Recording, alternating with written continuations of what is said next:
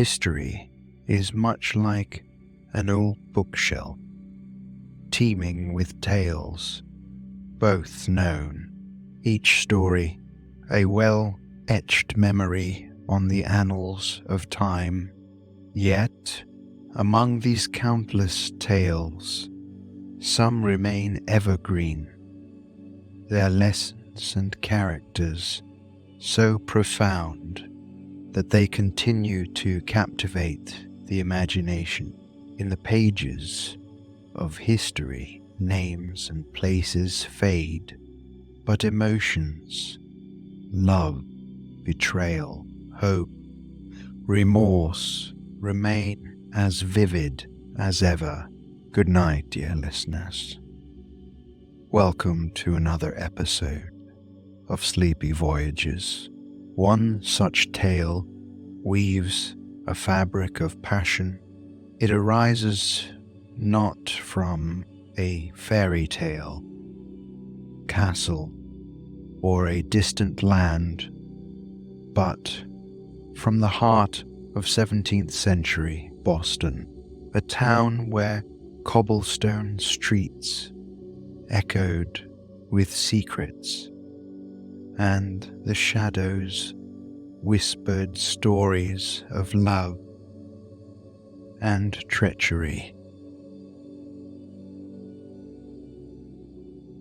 Before we tuck you in tonight, voyagers of the night sky, we have a small but crucial request.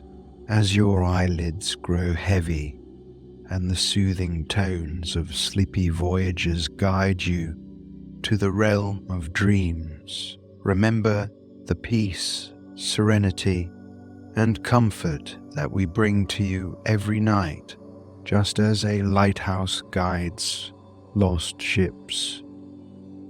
In the darkness, your reviews help other restless dreamers find their way to us. By leaving a review and sharing your thoughts on your experience, you are reaching out to other insomniacs lost in the night, guiding them towards restful sleep. Take a moment before you drift away to click on the Leave a Review button on your podcast app. Help us extend our galaxy of tranquility to all those who seek the solace of sound sleep. And once you've done that, feel free to slip back under the covers of our sleep stories, ready to be whisked away on another sleepy voyage. Remember, your stars light the way for others. Every review, every rating helps us create a bigger, more beautiful universe of peace and rest.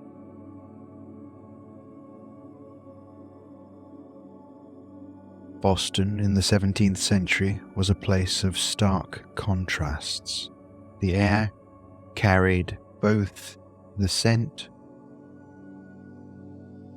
nestled on the shores of Massachusetts.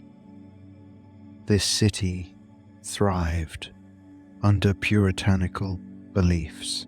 Every brick of every building bore witness to tales of ambition, survival, and occasional whispers of forbidden love.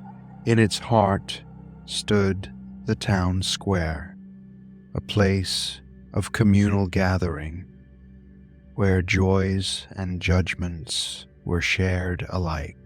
It was a time when the lines between right and wrong, sin and redemption, were etched firmly, with little room for transgression. Yet it's within this very rigidity that our tale finds its roots. A story of a woman, a letter and a town bound by its own moral code, the city of Boston, under a sky painted with hues of grey, finds itself slowly awakening. A biting chill lingers in the air, wrapping itself around the cobblestone streets, and the wooden shingles of homes and establishments' shutters are carefully unlatched, allowing the faint morning light to pierce the dimly lit rooms of the townsfolk. With every gust of wind, there's a gentle rustle of dried autumn leaves, creating a harmonious background to the muffled footsteps of early risers. From the chimneys, a gentle curl of smoke rises, hinting at the fires that burn brightly inside homes, offering warmth to their inhabitants. Narrow pathways, which at noon would bustle with activity, now echo the soft clangs of blacksmiths and the distant hum of merchants preparing their stalls. On one particular street, the scent of freshly baked bread fills the air, enticing those passing by to momentarily forget the cold.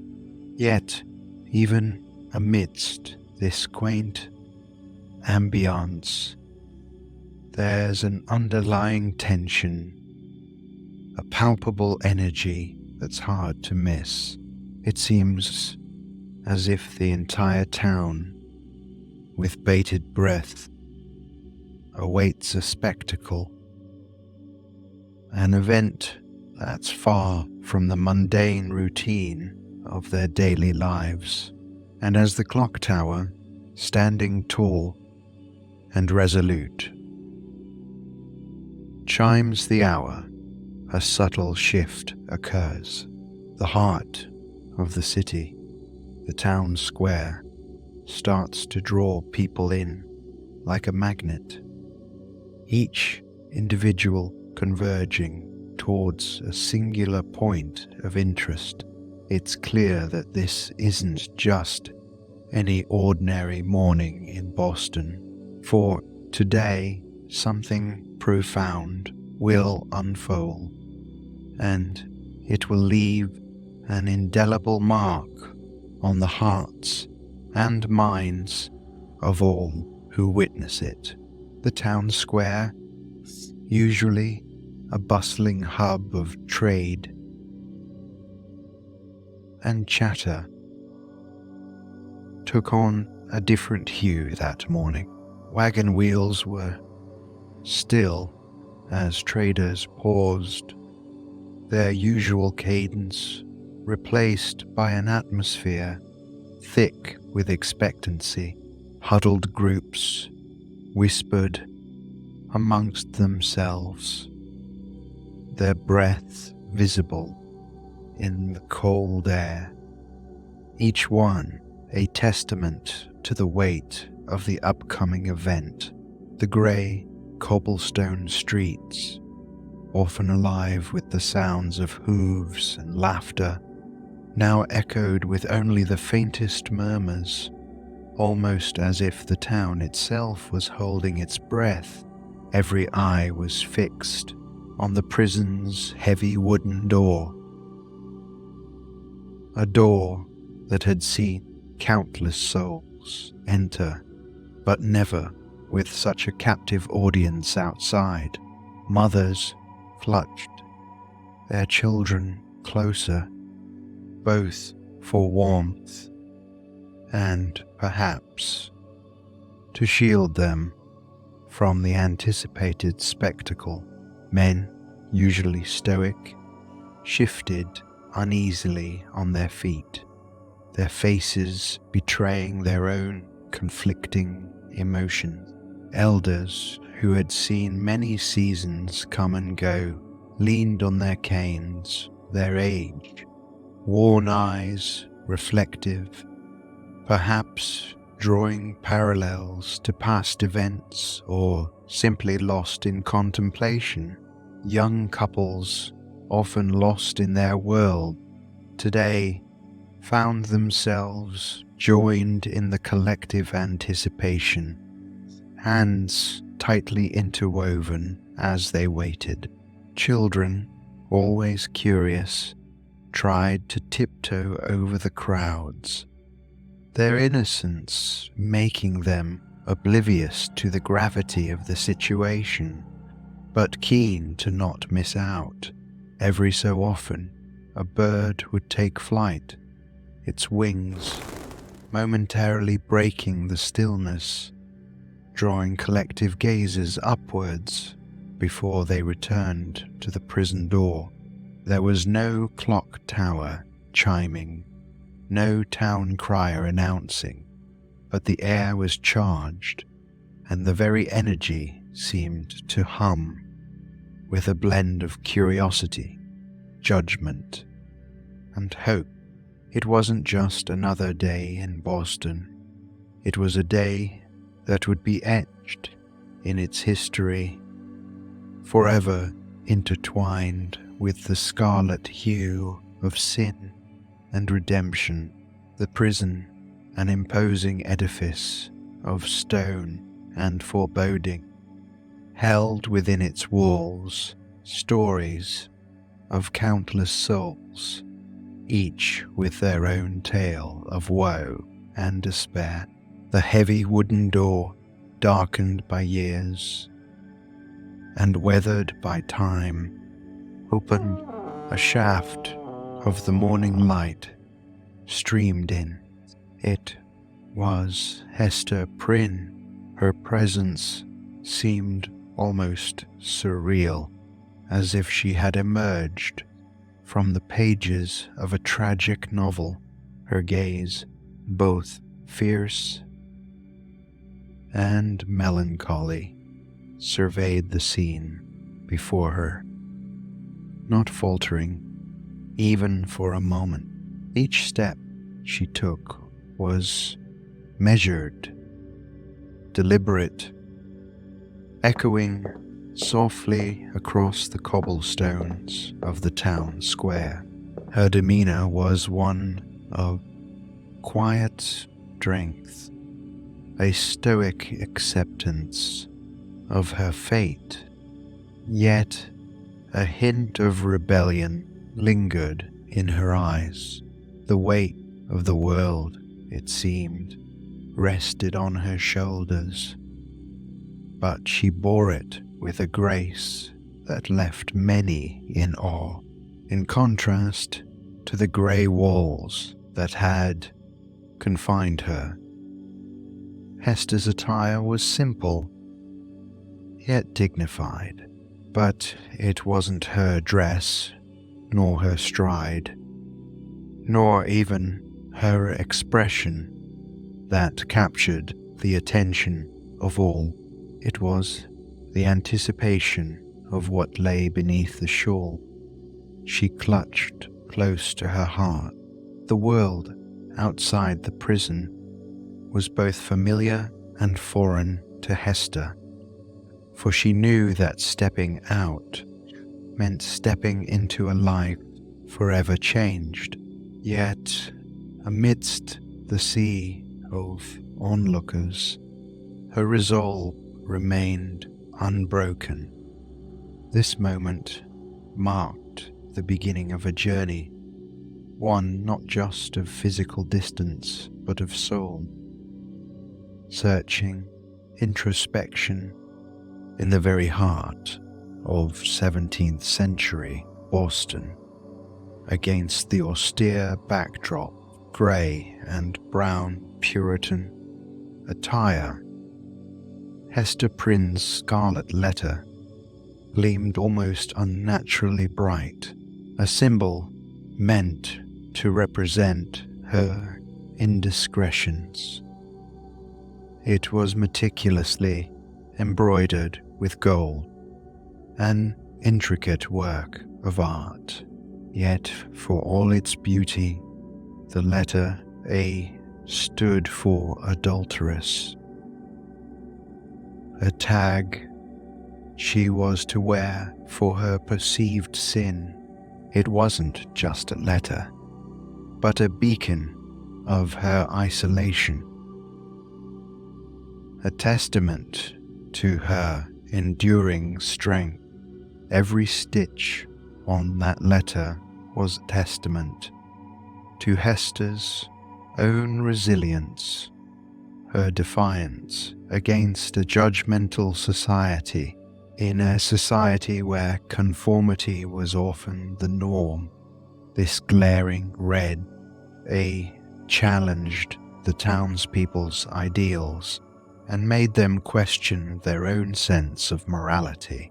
Amidst the rustling of bonnets and the shifting of boots, murmurs spread through the crowd. Each whisper carried a judgment, an opinion, a thought on the woman before them. There were those whose eyes gleamed with sympathy, yet others bore expressions of stern reproach,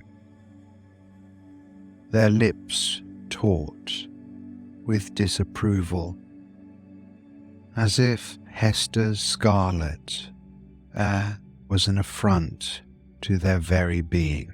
Children, not fully grasping the gravity of the moment, gazed with wide-eyed curiosity, their fingers pointing unabashedly. Young women whispered behind hands, some envious of Hester's beauty, even in her shame, others fearful of a similar fate befalling them.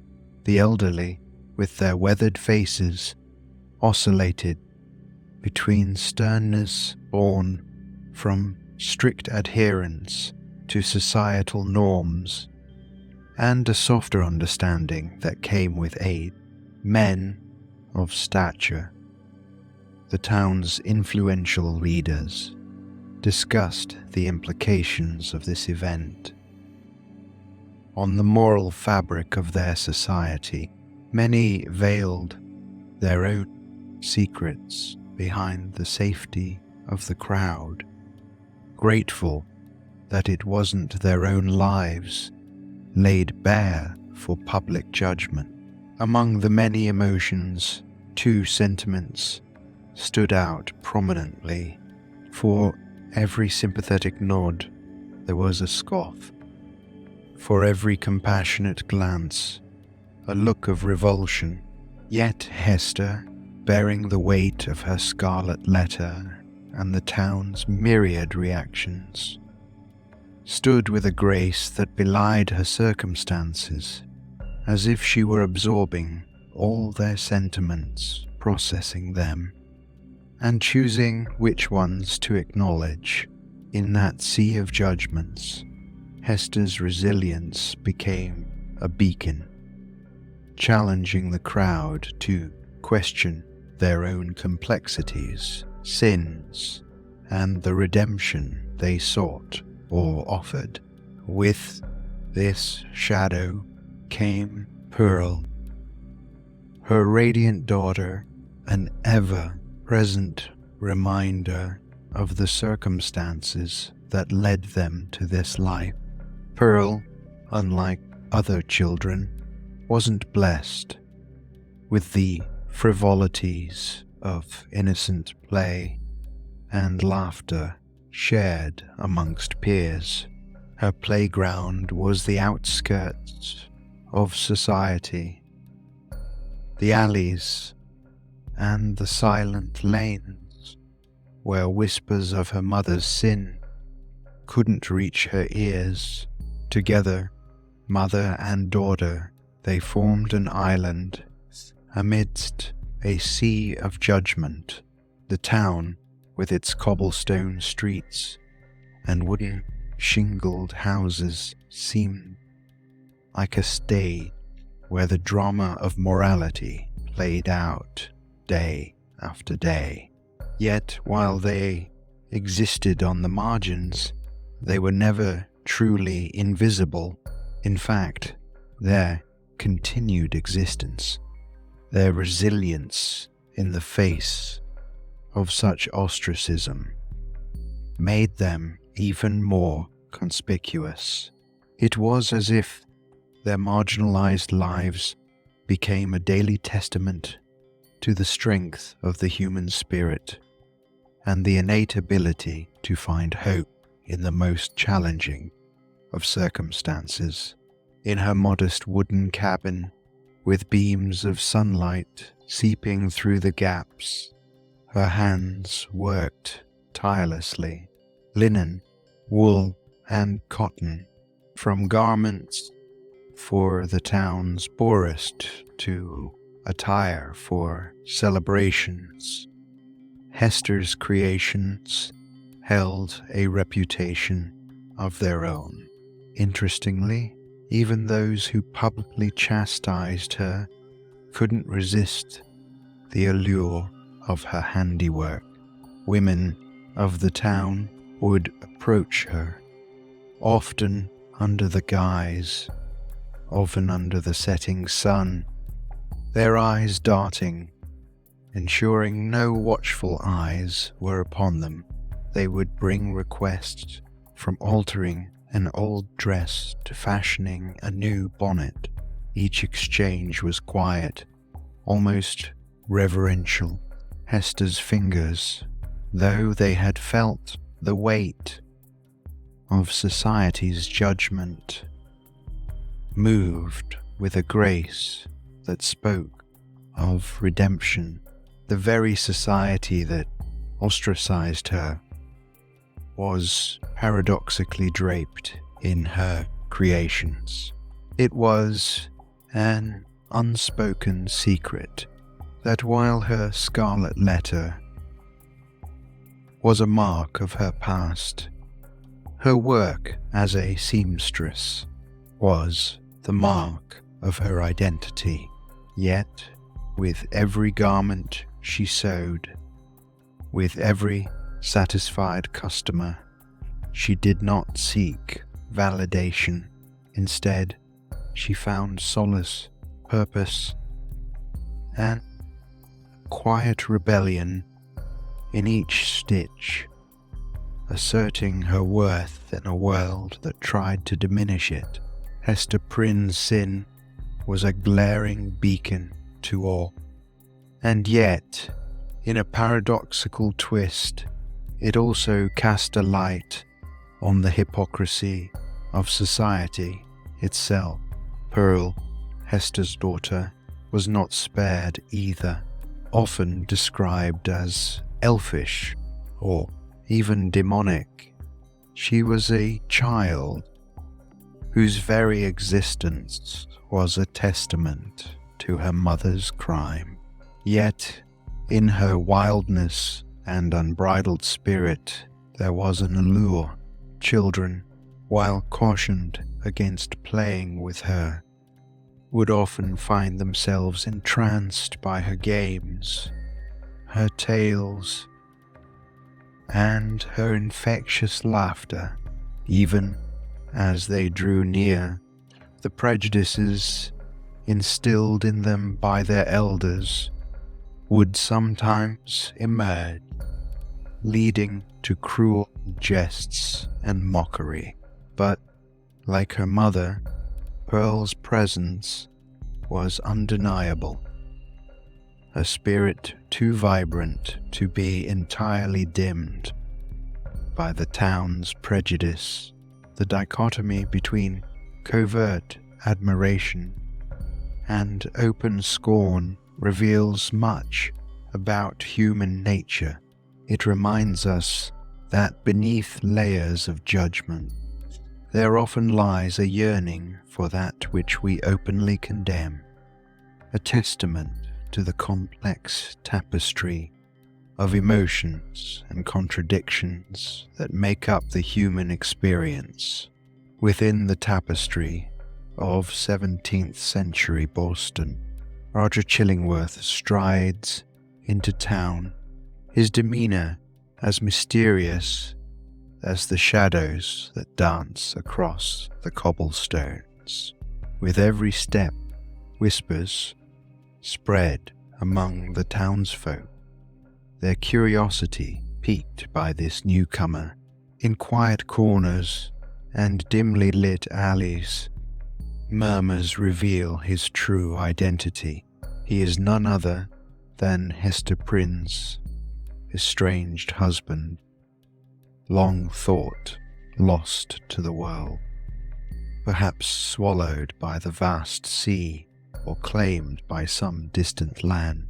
The realization of Hester's plight, the vivid she wears, the murmurs she endures, the isolation she faces, ignites a spark in Chillingworth, but it is not a spark of joy or longing. It's a spark of vengeance, a fiery determination to seek out the man responsible for his wife's public shaming.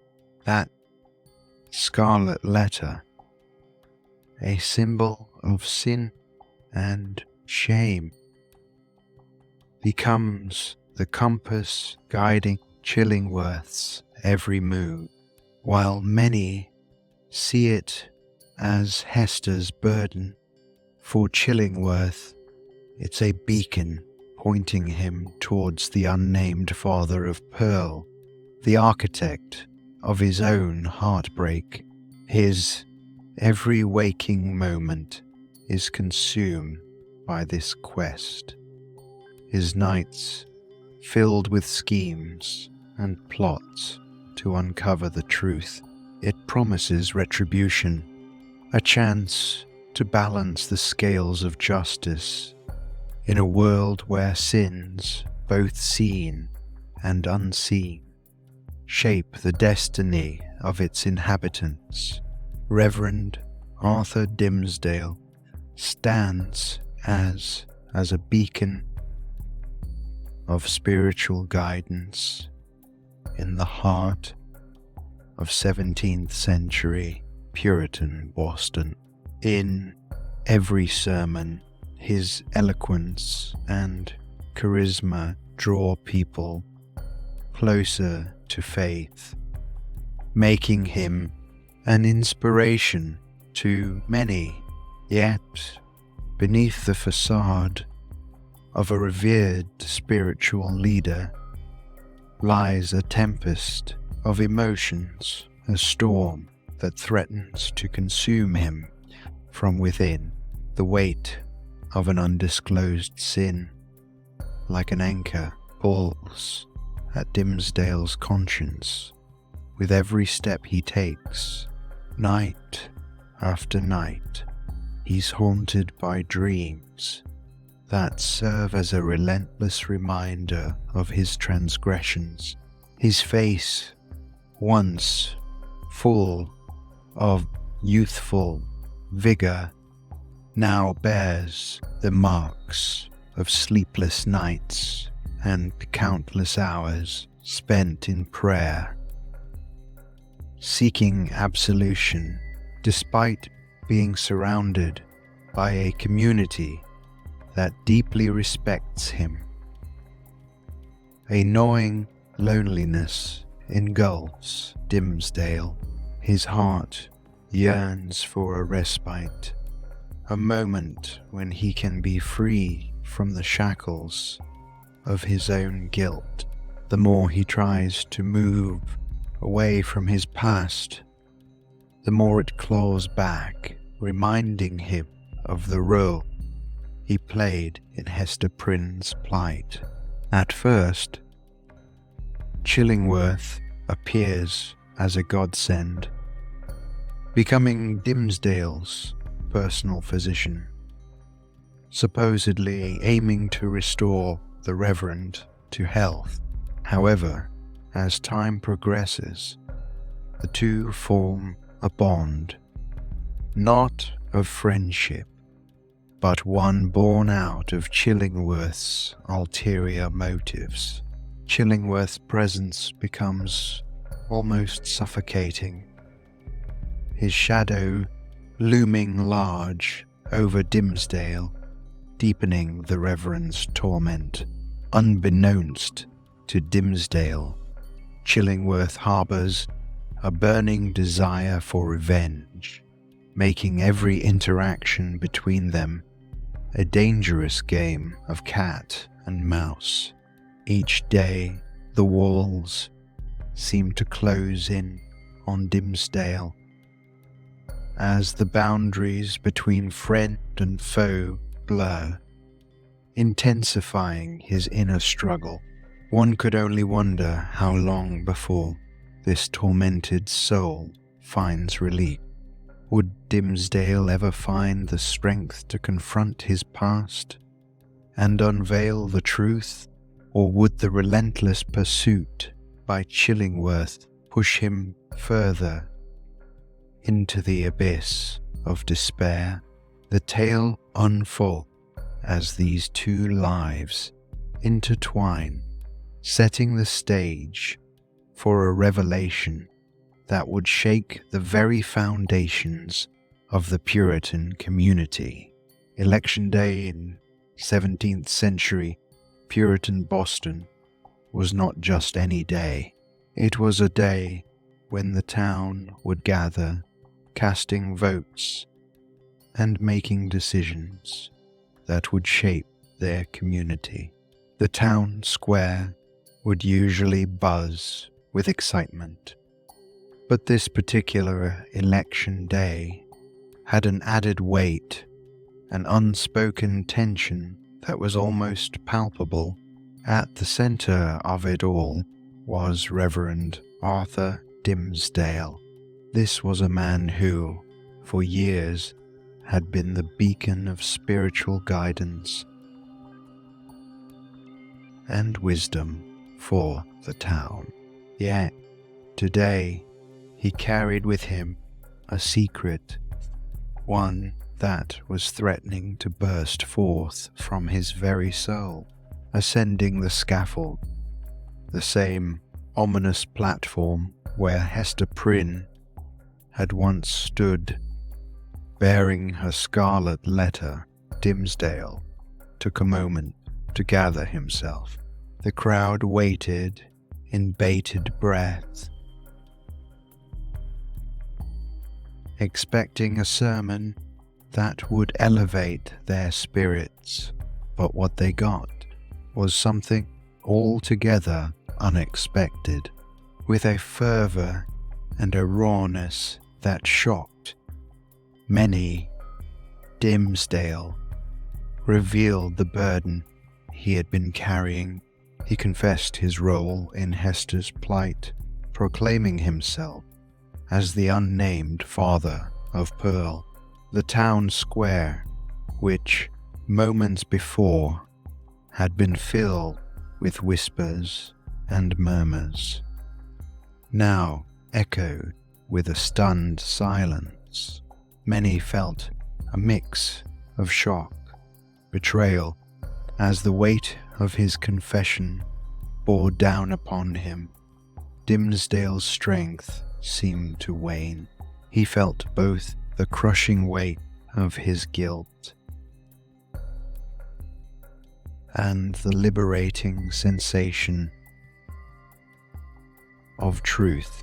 In his final moments, Hester rushed to his side, their past, present, and future converging in that one instance, their fingers intertwined, symbolic of the shared journey they had endured, the pain they had faced, and the redemption they sought.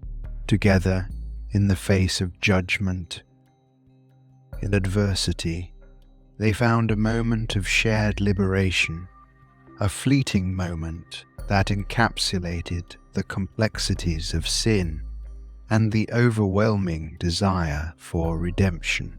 The Catholic Church in the 17th century was not just a spiritual institution, but also wielded significant socio-political power.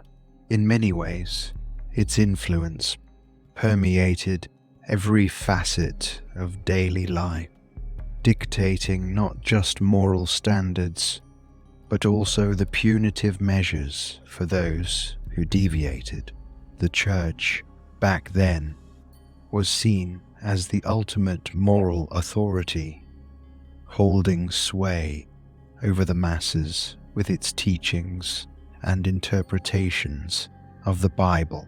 Hester Prynne's punishment, the wearing of the Scarlet Letter, can be viewed in the context of the church's stronghold over societal norm. It was a world where sins, especially those of a sexual nature, were not just frowned upon, but were met with public shaming and ostracization. The church's involvement in meting out punishments was largely because it was believed that sins affected not just the individual, but the collective soul of the community. In ensuring that Hester wore her openly, the church reinforced its role in safeguarding societal morality. Yet, it's crucial to understand that such measures often blurred the lines between genuine spiritual guidance and exerting control. The Scarlet Letter becomes more than just Hester's story. It becomes a mirror reflecting the broader society's struggles with sin, shame, and redemption under the watchful eyes of the church. The church's role in determining and enforcing punishment was not just about upholding God's word, but also about maintaining its dominant position in society. For many, the church's decisions were indisputable. However, as we reflect on the Scarlet Letter, we are reminded that societal norms evolve, and what was once deemed punishable can be viewed through a more compassionate and understanding lens. In modern times, it challenges us to question the balance between adhering to established moral codes and recognizing the inherent complexities of the human condition. By understanding the church's role in Hester's punishment, we gain insight into the intricate web of belief, power, and morality that shaped 17th century Puritan Boston. The Scarlet Letter is not just a story within its pages. Nathaniel Hawthorne dissects the consequences of a single sin and the ripples it creates through a community. Pain is an omnipresent theme. From the very outset, Hester's scarlet emblem becomes a symbol of her suffering, a relentless reminder of a past mistake. Yet, it's not just the pain of one woman. The entire community suffers in different ways. Each person, knowingly or unknowingly, reflects a facet of the anguish, originating from the seed of sin. Judgment is another heavy theme that permeates the narrative.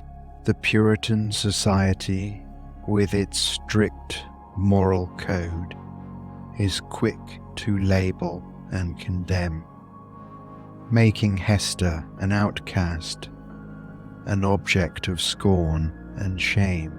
However, it's essential to recognize that judgment isn't solely external.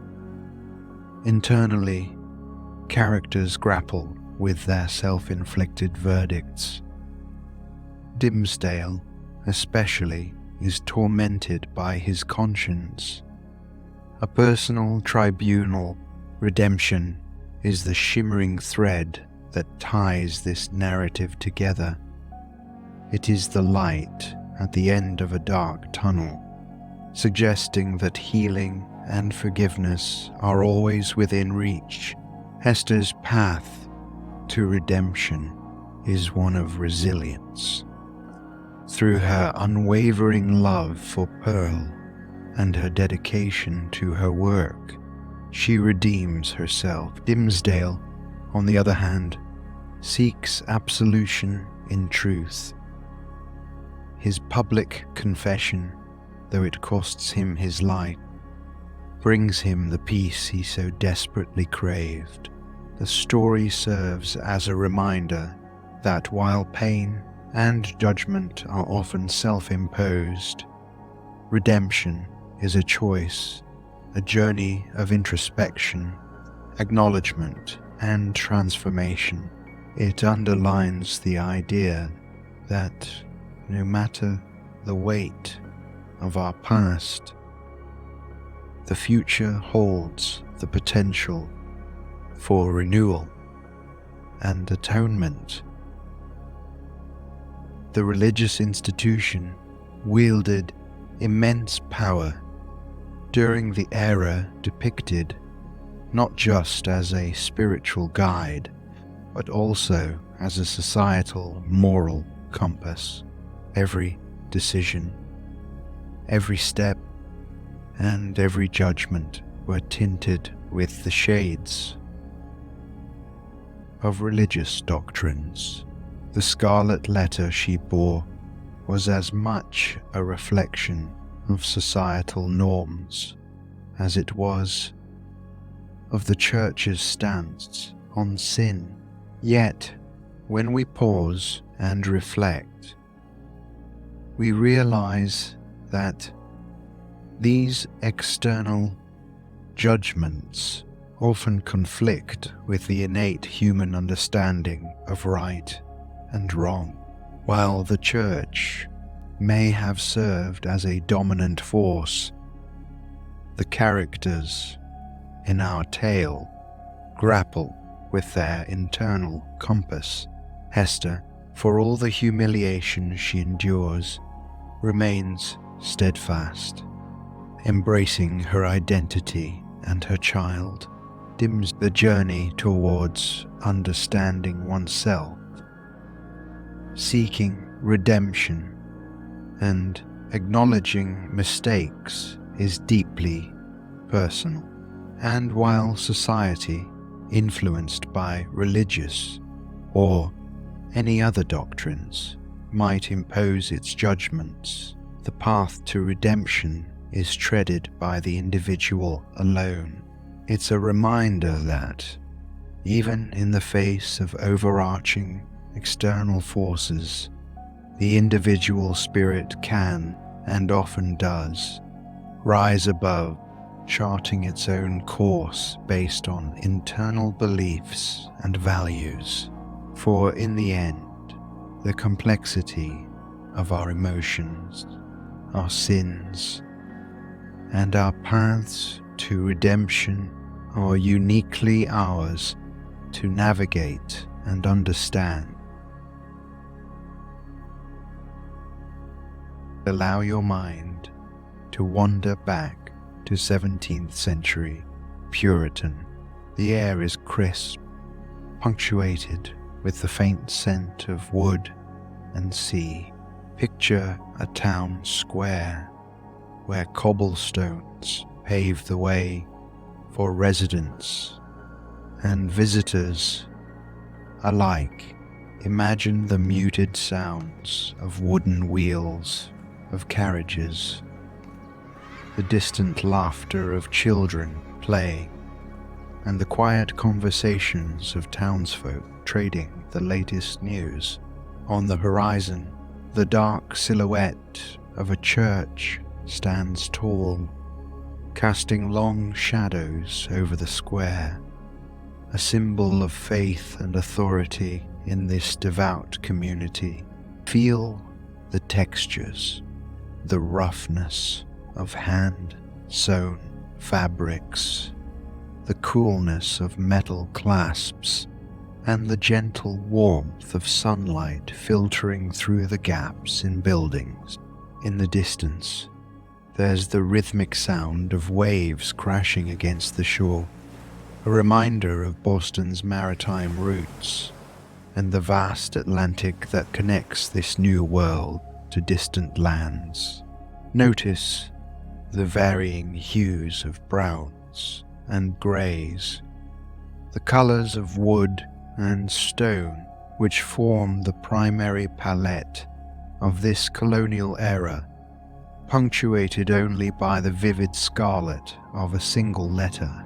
Envelop yourself in this environment, taking in the details, feeling the emotions, and being present in a world so different yet intimately connected to our own. Begin by finding a comfortable position, whether lying down or seated. Allow the weight of your body to sink into the surface beneath you. Let the darkness envelop you, akin to the shadows that once embraced. Hester, breathe in deeply, drawing in the strength and resilience that Hester demonstrated throughout her journey. Hold it for a moment, cherishing the purity of the breath, just as Pearl was the beacon of innocence amidst prejudice. Exhale slowly, letting out the weight of judgment and societal expectations, a release similar to Dimmesdale's liberating confession. Inhale again, this time channeling the passion and fervor of the community, their beliefs, their convictions. Pause, acknowledging the complexities of our own beliefs and actions. Breathe out, surrendering any guilt or regret, just as the Reverend did on that fateful election day.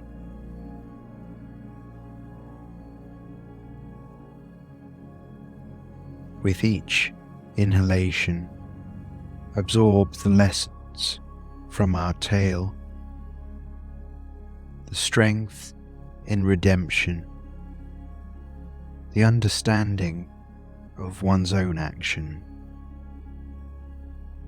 and with every exhalation, let go of any shackles binding your mind or spirit, freeing yourself from past mistakes and judgments. Remember that each breath is a testament to your journey, filled with its own complexities and paths to redemption. Embrace this rhythm of breathing and let it guide you into a serene realm of introspection. Each night, as the stars awaken and the world turns quiet, it's our chance to let go of the day's burdens. Our minds, so often cluttered with thoughts, judgments, and memories, yearn for a moment of stillness. In the tale of Hester Prynne, we see the weight of judgment bearing down, not just from society, but from within. Every one of us carries our own scarlet letters, invisible to the world, yet deeply felt in the heart. But let your worries fall away, withing behind a heart light and free. The tale of Hester teaches us that redemption is not found in the eyes of others, but in the embrace of our own. Allow this understanding to wrap around you like a comforting blanket, providing warmth and security. With each breath, feel a layer of judgment peel away, replaced by a feeling of compassion for oneself. Let the complexities of life, the rights, simply be, without the need to dissect or analyze. For tonight, permit yourself the gift of peace, free from judgment, free from burdens. May you drift into a sleep as serene as a calm sea, and wake rejuvenated, ready to write a new chapter in your own story. Good night, dear Voyager. See you in the next episode.